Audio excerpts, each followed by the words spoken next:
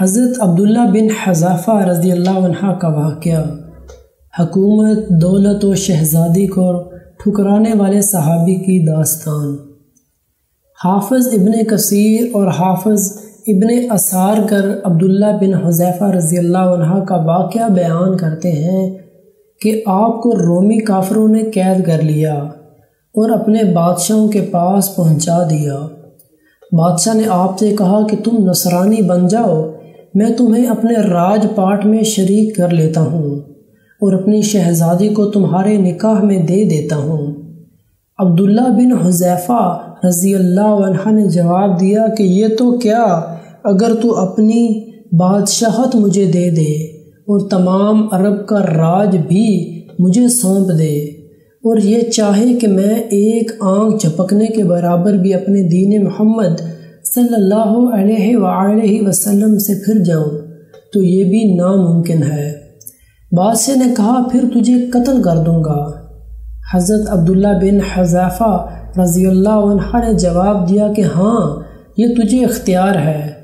چنانچہ اسی وقت بادشاہ نے حکم دیا اور انہیں صلیب پر چڑھا دیا، اور تیر اندازوں نے قریب سے بحکم بادشاہ اس کے ہاتھ پاؤں اور جسم چھیدنا شروع کر دیا۔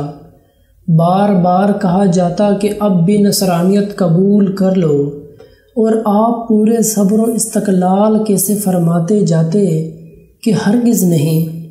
آخر بادشاہ نے حکم دیا کہ اسے سولی سے اتار لو اور پیتل کی بنی ہوئی دیگ خوب تپا کر آگ بنا کر لاؤ۔ چنانچہ وہ پیش ہوئی۔ بادشاہ نے ایک اور مسلمان قیدی کی بابت حکم دیا، اسے اس میں ڈال دو۔ اسی وقت حضرت عبداللہ بن حذیفہ رضی اللہ عنہ کی موجودگی میں آپ کے دیکھتے ہوئے اس مسلمان قیدی کو اس میں ڈال دیا گیا۔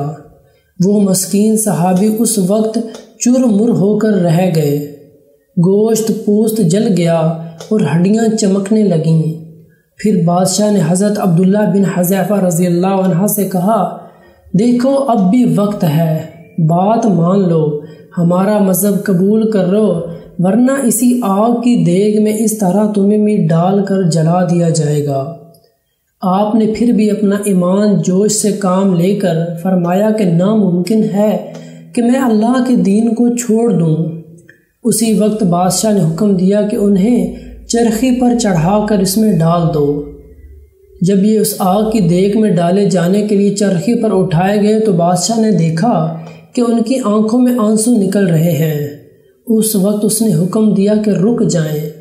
انہیں اپنے پاس بلا لیا، اس لیے کہ اب سے امید بند گئی تھی، شاید اس عذاب کو دیکھ کر اس کے خیالات بدل گئے ہوں، میری مان لے گا اور میرے مذہب کو قبول کر کے میرا دمادی میں آ کر میری سلطنت کا ساجی بن جائے گا۔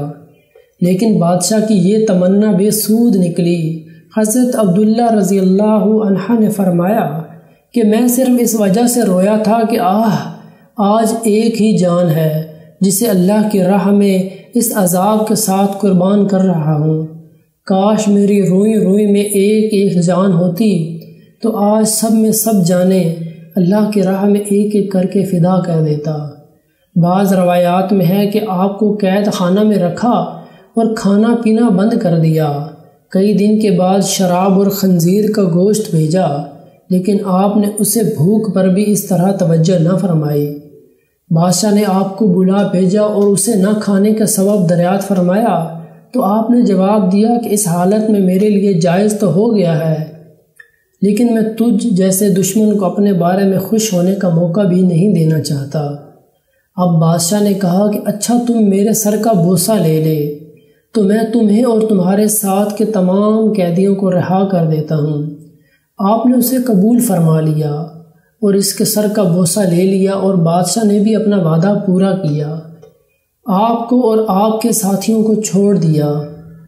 جب حضرت عبداللہ بن حذیفہ رضی اللہ عنہ یہاں سے آزاد ہو کر حضرت عمر فاروق رضی اللہ عنہ کے پاس پہنچے تو آپ نے انہیں بڑے ادب کے ساتھ ممبر رسول صلی اللہ علیہ وآلہ وسلم پر بٹھایا اور فرمایا کہ عبداللہ اپنا واقعہ ہم کو سناؤ۔